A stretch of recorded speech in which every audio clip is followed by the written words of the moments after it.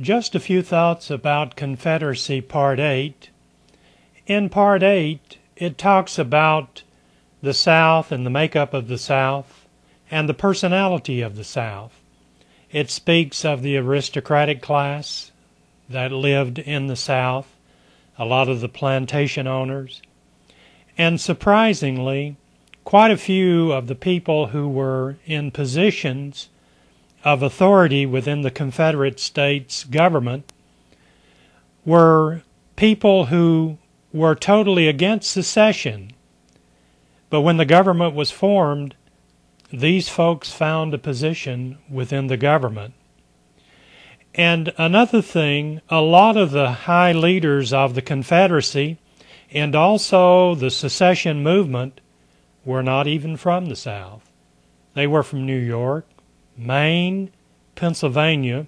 They had migrated to the South, and of course there were some natives of the South, but quite a few, in fact some of them were not from the Deep South, but from the Upper South.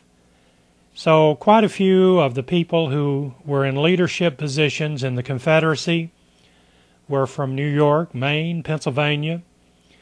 And also, too, by adopting the Constitution, there was freedom of the press in the Confederacy.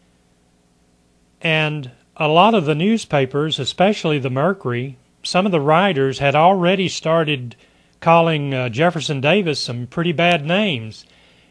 And there was a lot of dissent against him. So, the same thing that exists today, it's surprising that it hasn't changed that much, but a lot of the newspapers during the Civil War had a lot of harsh things to say about the Confederacy. And there's one thing that we'll cover a little later on is the writ of habeas corpus. A lot of the leaders in the Confederacy wanted to abolish the writ of habeas corpus, and they were catching a lot of flack from some of the newspapers for thinking that way. That's just a few thoughts about Confederacy Part 8. Thank you very much for listening. Have a good day. We'll see you. Bye-bye.